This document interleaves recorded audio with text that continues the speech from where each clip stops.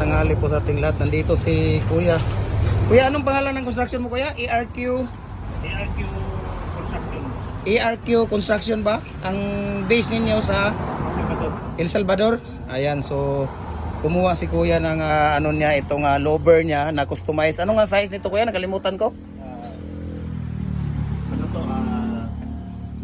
20 yung half 20 by 20 by 30 by 40 inches. 40 cm. 40 cm, 20 cm ang lapad niya. Tapos ang haba niya 8, 30. 30. Tapos 40, 30, 20. ulitin mo, Kuya. Ano to? 40, 30, 150 para 150. 150. Hindi kunin mo nga yung ano mo. Ayan yung ARQ construction. Nagpa-customize po siya dito ng ano sa atin no, ng molder. 150, 15. Ayan, patingin nga kung anong size nito. Ato na lang i-actual ano. 15. Ayan, sa inches, sa inches. Sa inches 6. Size sa inches, tapos Ito 40. 16 inches. 16. Ayan, 16 inches. Tapos Ito 30 to. 30. 8. 8 inches. 8 inches ang ano niya, ang haba niya. Ay, ang lapad niya, ang taas niya. Ayun.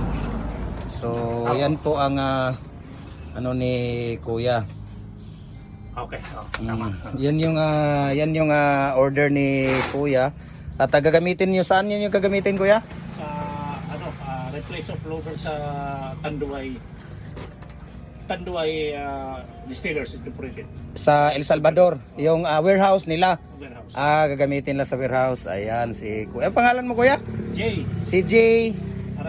Arandilla. Ayan. Si Kuya J. So dito po sila para kukuhanin po niya yung loader nila. So ilang linggo ka naghintay nito, Kuya? 2 weeks. 2 weeks? Buti nga nahabol natin ng 2 weeks ano? Ayan, so yan na yung order mo, Kuya. Saan mo ba yan ilagay? Sige, kunin mo na yan.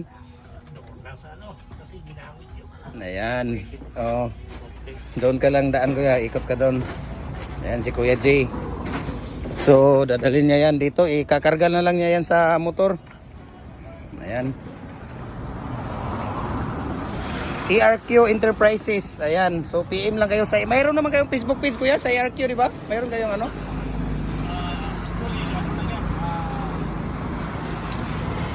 Royalty lang binayaran namin sa ERQ. Okay. So ayan, so thank you so much, Kuya, and God bless, no? God bless you. Sana maganda yung ano ninyo diyan.